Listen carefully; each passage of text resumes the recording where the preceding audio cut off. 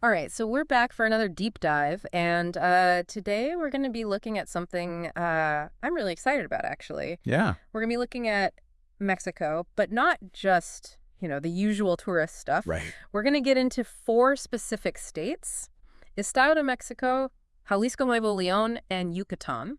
Wow. And we're going to be using a whole bunch of sources, historical accounts, geographical data, even some cultural insights. That's fascinating. It is, and we've really gone deep into this stuff to try and pinpoint the most, the most surprising things that really make each of these places tick. I think that's key, isn't it? I mean, you can read a travel brochure, Exactly. but this is about going beyond that surface level. Yes. And really understanding what makes these regions unique. So think of this as your personal shortcut, Right. to becoming an expert on these four corners of Mexico. I like that. A shortcut to expertise. Okay, so first up, let's head to Estado de Mexico, often just called Idomex. Right. And one thing that really struck me right away is just its location.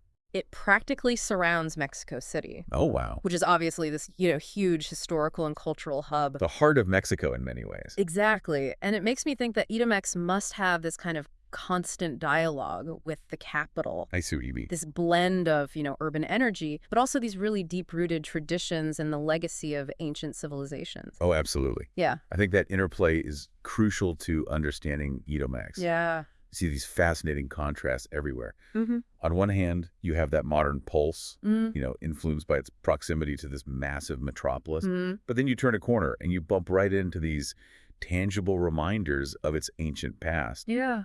Our sources highlight a really strong indigenous presence cultures, Mm-hmm. like the Mazawa, the Otomi, the Matlinka, and the Nahua. Wow. Yeah, those names are familiar from history. They are, and they're not just names. Their traditions are still alive and well. Just look at their crafts. Mm-hmm. The obsidian sculptures from Teotihuacan, for instance. Oh, those are incredible. Obsidian was a vital resource in pre-Hispanic times. Almost like they're steel, right? Exactly. Yeah. And then you have those amazing ceramics from Metepec Oh, yeah, those are beautiful. with their vibrant colors and intricate designs, each piece telling a story. And the textiles and the rebozos. Right. Such skilled craftsmanship. It really makes you think about how these traditions have managed to adapt and survive alongside modern life. It's remarkable, isn't it? And speaking of Teotihuacan, Ah, yes. that's, the city of the gods. Right there in Edomex, It just shows you how important this region was long before the Spanish arrived. centuries before. And it wasn't just Teotihuacan later on. You have the Toltecs and the Aztecs leaving their mark with fascinating sites like Malinalco. Malinalco with that incredible monolithic temple carved right into the rock. It's mind-blowing. And Tinayuca with its impressive serpent pyramid. Right, so this wasn't some, forgotten backwater. No. This was at the very heart of these powerful pre-Hispanic empires. Exactly. And that historical significance continued to shape events during the Spanish conquest. Oh, how so? Well, think about it. Cortez and his forces, they actually marched through this area on their way to Tenochtitlan. Oh, wow. So right through the heart of Edomex. Right through it. Mm. You can almost imagine that clash of worlds happening right there. Yeah, I mean, the sheer scale of that encounter must have been incredible. Absolutely. And then what followed the establishment of missions and convents. Right. It wasn't just about religious conversion. Yeah. It was this profound moment of cultural exchange Mm-hmm. and sometimes conflict, of course. Sure. But it was really the beginning of what we now recognize as Mexican identity. Yeah, you're right. Those early interactions really set the stage. And in the later colonial period, Toluca emerged as a crucial agricultural and trade center. Ah, so providing resources for the growing Spanish settlements. Exactly. While Metepec continued to build its reputation for those distinctive ceramics. Right, those traditions enduring even through those massive societal shifts. It's amazing. And it's interesting to see how Edomex played a role in the fight for independence as well. Oh, absolutely. Places like Valle de Bravo and Ixtlahuaca, they became strategically important. Right. Key locations for the insurgent movements. And then fast forward to 1824, and we have the formation of the state itself. After independence. Right, and even in the modern era, Mm-hmm. it's this fascinating mix, a major industrial corridor driving economic growth. Yeah. Yet at the same time, they've held on to these vibrant indigenous traditions. Absolutely. And let's not forget the stunning natural landscapes. Oh, yes. The forests around Novato de Toluca. It really makes you think about how those different aspects can coexist. And even enrich each other. And that dedication to preserving tradition, Yes. you see it everywhere. It's woven into the fabric of their culture. Like the Fiesta del Señor del Sacramonte in Amicameca. Oh, yes, that's a beautiful one. It's this incredible fusion of indigenous rituals. That have somehow been blended with Catholic pilgrimages over centuries. It's a real testament to their history, isn't it? And the Festival de las Almas in Valle de Bravo. Ah, the Day of the Dead. But it goes beyond the typical celebrations.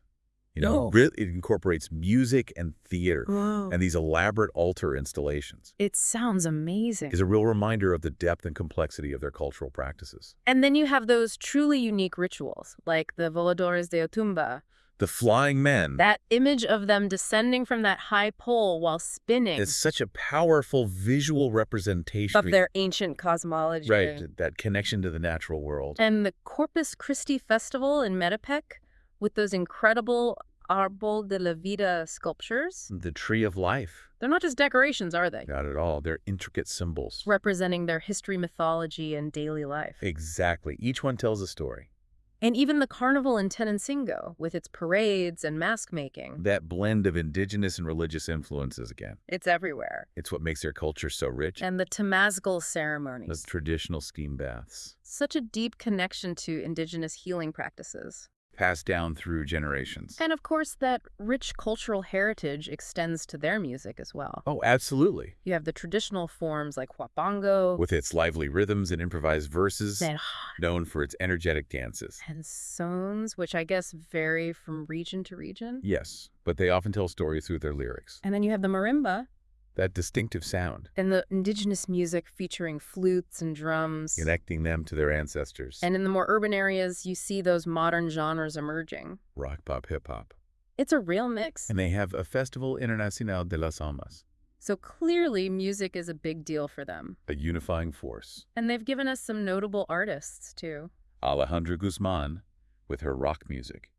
And Eugenia Leon. Known for her beautiful interpretations of traditional Mexican songs. Okay, so we've talked about culture and history, but let's not forget the food. Oh, Edomex has some real culinary treasures. I like that chorizo verde de Toluca. That green sausage. I've never seen anything like it. It gets its color from cilantro and green chilies. And it has this really unique flavor. Definitely a must-try. And the tacos de obispo. Cork and spices. Almost like a seasoned sausage, right? Sort of popular during festivals. And then you have those everyday staples. Like tlacoyos. Those little corn dough snacks. Filled with beans, cheese, or other savory things. Smells versatile. And delicious. And mixiotes. Meat cooked in maguey leaves. A cooking method that goes way back. Predating the Spanish, even. It gives the meat such a unique flavor. And being near the mountains, trout is a popular dish. Especially in Valle de Bravo and Villa del Carbon. Right, often prepared simply to let the freshness shine through. And we can't forget barbacoa. That slow-cooked meat. Often lamb or goat. A celebratory dish. With regional variations, of course. Naturally. And for those with a sweet tooth. All the dulces típicos. Jamoncillo alegrías glorias. All kinds of delicious treats. And of course, pulque and curados. Those fermented agave drinks. With so many different flavors. From fruit to nuts, you can find it all. And even pan de pulque. Bread made with pulque. It's amazing how they incorporate it into so many things. It's a real staple. So their culinary landscape is definitely rich and diverse. Deeply connected to the land and its resources. Okay, so moving on from the delicious food, what about the natural environment of Edomex?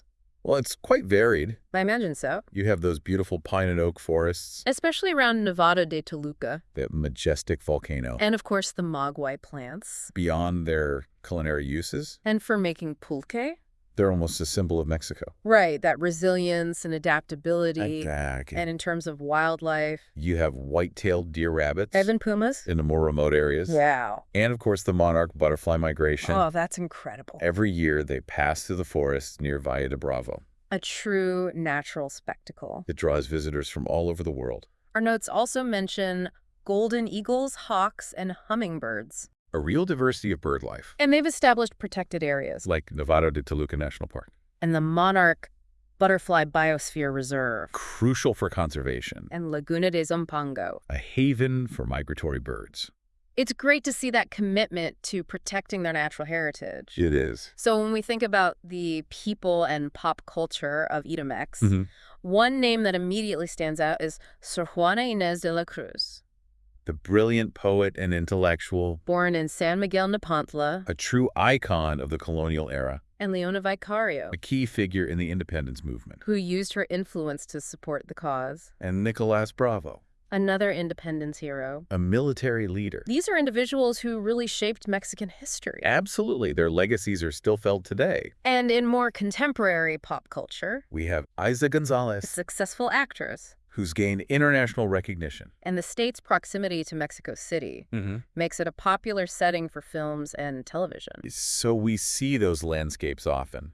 And for sports fans, Yeah. Deportivo Toluca FC is a major team. With a dedicated following. They're a source of local pride. Okay, so let's talk about some of the cities and landmarks, All right. Toluca being the capital. It's home to the Cosmovitral Botanical Garden, That incredible stained glass masterpiece. a fusion of art and nature, And of course, the majestic Nevado de Toluca. a popular destination for hikers and mountaineers, Then you have Teotihuacan, the city of the gods. a UNESCO World Heritage Site. The pyramids are just awe-inspiring. But beyond those famous sites, You have Valle de Bravo, a beautiful lakeside escape. with opportunities for water sports and paragliding, And Metepec. known for those iconic Arbol de la Vida sculptures. And Malinalco with its cliffside Aztec temples. A fascinating glimpse into their ancient rituals. And let's not forget Villa del Carbón, A charming Pueblo Mágico, famous for its leather goods, and Tenango del Valle, with their vibrant Tenango textiles. featuring those stylized depictions of animals and nature. And the fact that Aquaman is considered the birthplace of the piñata. That's a fun little fact. It adds to the state's cultural richness. Definitely. So in terms of language, Spanish is the dominant language, of course. right, It's important to remember the presence of indigenous languages like Otomi Mazahua and Nahuatl, spoken within those communities. it's a reflection of their deep cultural roots. And their motto, Patria, Libertad, Trabajo y Cultura.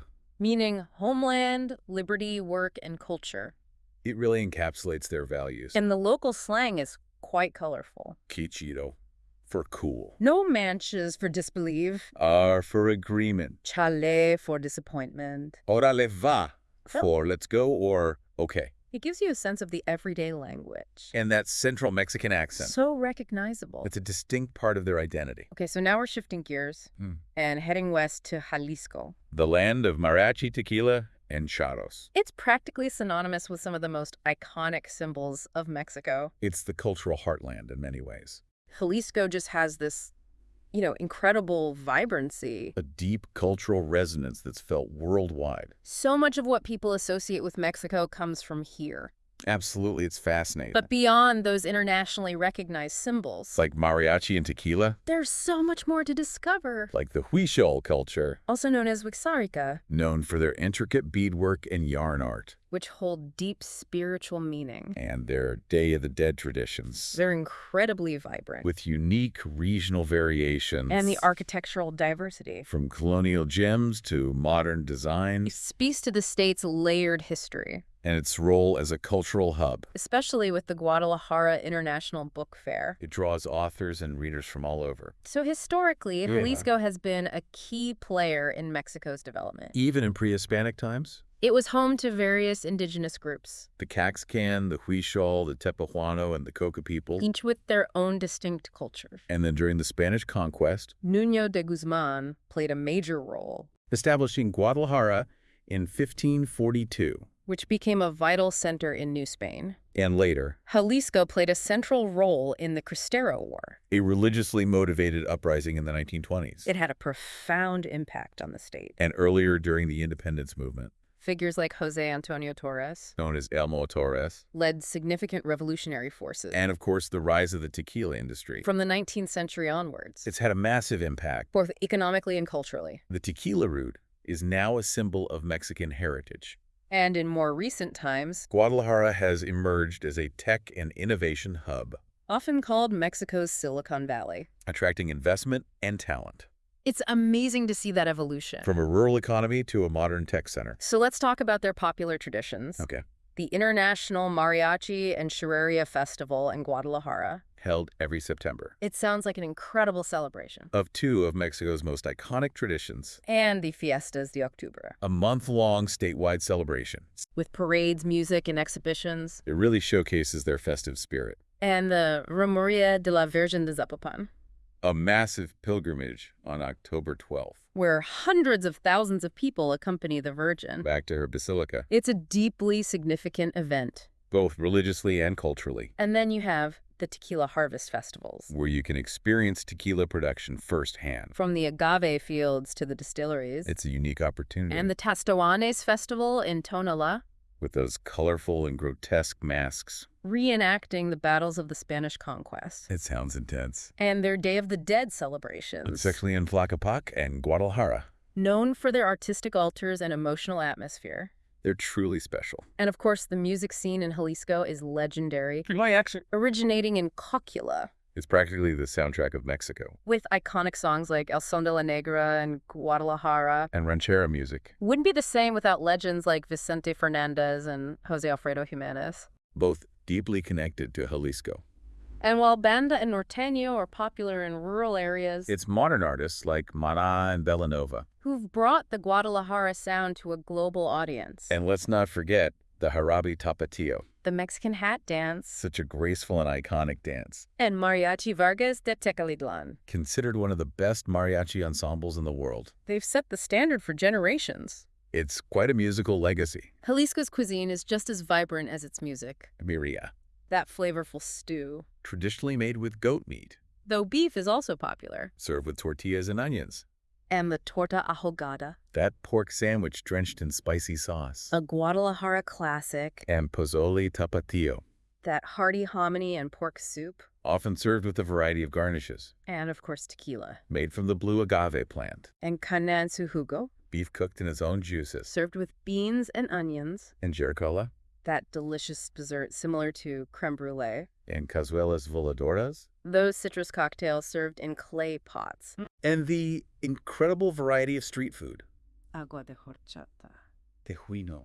Palanquetas. There's so much to try. It's a culinary adventure. Absolutely. And the landscape of Jalisco is equally diverse. You have those iconic blue agave fields. Around the town of Tequila. A UNESCO World Heritage Site. And then you have pine and oak forests In the Sierra de Manantlan. and lush tropical vegetation along the coast. In areas like Puerto Vallarta. And the wildlife. From jaguarundi and pumas. To humpback whales and sea turtles. And macaws, eagles, and owls. Bosque la Primavera. A volcanic forest near Guadalajara. And the Sierra de Tequila. All vital for preserving biodiversity. When you think about famous people from Jalisco, Vicente Fernandez Rey immediately comes to mind. his voice-defined ranchera music, And Guillermo del Toro the Oscar-winning director, from Guadalajara, and the muralist Jose Clemente Orozco, whose work can be seen in the Hospicio Cabañas. and the rock band Maná, They've brought the Jalisco sound to millions, and the Guadalajara International Film Festival, showcasing Mexican and international cinema. and Chivas de Guadalajara, A legendary soccer team. with a passionate following. The cities and landmarks of Jalisco are just as compelling. Guadalajara, The vibrant capital city. with architectural gems like the Teatro de Gollado, The Hospicio Cabañas with Orozco's murals, the bustling Plaza Tapatia, and the Guadalajara Cathedral, and the town of Tequila itself, surrounded by agave fields and distilleries. and the Tequila Express train, Tlaquepaque, a haven for handicrafts, mariachi, and cantinas, Puerto Vallarta, a beloved beach destination. known for its malacón and whale watching, Lake Chapala, Mexico's largest freshwater lake, popular with retirees, and San Juan de los Lagos, an important pilgrimage site, and Mazamitla, a picturesque Pueblo Mágico in the mountains, and the circular pyramids of Guachimontones. remnants of a unique pre-Hispanic culture, It's an incredible variety of destinations. reflecting the diversity of the state, And the language, while Spanish is primary. the Huichol language is still spoken, In indigenous communities, preserving a vital part of their heritage, and their motto, Jalisco es Mexico. meaning Jalisco is Mexico, It speaks to their strong regional and national identity. and the local slang, Qué chido, for cool. Acu for No manches, for no way. Tapatio Tapatia for someone from Guadalajara, Aguas, as a warning. and Orale as an exclamation. And that tapatio accent. So clear and melodic. It's a distinct part of their charm. All right, so we're moving north now to Okay. Nuevo Leon. Often called the industrial powerhouse of Mexico. It has a very different feel, Yeah, a blend of northern traditions with a modern industrial and business culture. centered around Monterrey, The Sultan of the North. a fitting nickname, Monterey really embodies that image of a business and tech hub. with its impressive skyline. But you can still see those strong roots in ranching culture. The charretas are still popular. And you'll definitely see people in cowboy attire. Our sources also point to interesting historical influences From Jewish settlers. and Spanish colonists, And even American industrialists. all of which have shaped the state in subtle ways. And there's that strong sense of Northern identity. Agio pride. A real emphasis on self-reliance, entrepreneurship, and hard work. Even their folk dances like the polka and redova. Show European influences adapted to a Northern rhythm. It's fascinating how those cultural blends have played out. Historically, Nuevo Leon has had a fascinating journey. It wasn't home to the large-scale pre-Hispanic civilizations of the South, But it was inhabited by nomadic Chichimeca groups. like the Alazapas and Baratos. Who were known for their resistance to European settlement. Monterrey itself was founded relatively late In 1596, by Diego de Montemor it became a strategic outpost. on the northern frontier of New Spain, It developed as a frontier territory. with cattle ranching and trade routes. But the 19th century marked a turning point, With rapid industrialization fueled by its proximity to the U.S. and the entrepreneurial spirit of its people. Monterrey became the industrial heartland of Mexico. And it played a role in the Mexican-American War. The Battle of Monterrey in 1846, Was a significant event. and during the Mexican Revolution, The region remained relatively stable. compared to other parts of the country, It even became a refuge for some industries. further solidifying its economic importance. And in the modern era, That economic engine continues to drive growth, in manufacturing, technology, and education. with institutions like IESM playing a key role. Looking at their popular traditions, Okay. the Festival Internacional de Santa Lucia in Monterrey, It's a major celebration of arts and culture. attracting local and international talent, And the Feria de la Industria y el Comercio. celebrating the region's industrial heritage, And rodeos and charretas are still popular. reflecting that cowboy culture, And the cabalgatas those impressive horseback parades. and their Semana Santa celebrations. In towns like Linares and Montemorelos, They have their own regional character, and asado gatherings, where they prepare and share grilled meat. it's a central part of their social life. It's a ritual. And the music of Nuevo Leon is dominated by norteño, That iconic sound, with the accordion and bajo sexto. often with a polka rhythm, And banda and corridos are also popular. telling stories of life in the north. And they've produced some huge names in norteño music. Like Los Tigres del Norte en Pasado Their songs are known across generations. and Celso Piña. El Rebelde del Acordeón, He popularized cumbia in the north. creating a unique fusion sound. And Monterrey has a thriving modern music scene as well. With rock, alternative hip-hop, and reggaeton. And those traditional polkas. Like El Cerro de la Silla. They evoke that strong sense of regional pride. Nuevo Leon's cuisine is known for being hearty and flavorful. Carne asada is a weekly ritual for many. Especially the archera cut, And cabrito, roast kid goat, it's the signature dish of Monterrey. and machacado con huevo, Dried beef scrambled with eggs. a classic northern breakfast. And frijoles asados, That rich bean stew. a staple at any barbecue. And impalms. Stacked tortillas filled with beans and pork. And tacos de trompo. Their version of tacos al pastor, with a distinct northern style. And for dessert, Glorias de Linares. made from caramelized goat's milk and pecans. And they have a growing sodal and craft beer scene, Sodals being a distilled spirit. made from the desert spoon plant. It's interesting to see that blend of tradition and modernity. In their beverages, The landscape of Nuevo Leon is quite dramatic. with desert plants like cacti, mesquite, and agave. And forested areas with oak and pine trees. In the Sierra Madre Oriental Mountains. And the wildlife. White-tailed deer, pumas, javelinas. Golden eagles, red-tailed hawks. And protected areas like Cumbres de Monterrey National Park. And Chipinque Ecological Park. Important for preserving their natural beauty. When you think about notable figures from Nuevo Leon, Alfonso Reyes comes to mind. the influential writer and philosopher, And Eugenio Garzasada. the industrialist who founded ITISM, And Kat Von D, the tattoo artist. and sports are a huge part of their culture. With the rivalry between Tigres UANL and CF Monterrey. And Monterrey's influence on pop culture is undeniable. Especially in music, fashion, and technology. And that regio identity, with its focus on progress and hard work. it's a defining characteristic. And the cities and landmarks. Monterrey, with its iconic Cerro de la Silla. The Macro Plaza, one of the largest public squares in the world. Fundadora Park, a revitalized industrial site. And Marco, the Museo de Arte Contemporáneo. And outside of Monterrey, You have Santiago, a charming Pueblo Mágico. the Cola de Caballo waterfall. The rock-climbing formations of La Huasteca. The Grutas de Garcia caves. The historic towns of Linares and Montemorelos. And the Bustamante caves. A diverse range of attractions. And the language in Nuevo León. Spanish with a distinct northern accent, Their motto, Semper Ascendens, meaning always ascending. reflects their forward-looking spirit. And the local slang. Andale legio, to address someone from Monterrey. No hey pedo for no problem. QLA as a greeting. Aguas as a warning. Hacerse bolas, for getting confused. And chido for cool. They also have a lot of self-awareness about their regio pride. And their love for carne asada. It's all part of their identity. Okay, finally, we're heading southeast. To Yucatan. A land that's deeply connected to the Maya civilization. It's this incredible blend of ancient heritage. And Spanish colonial influence. You see it everywhere. From the architecture to the language to the landscape. Yucatan has a truly unique cultural signature.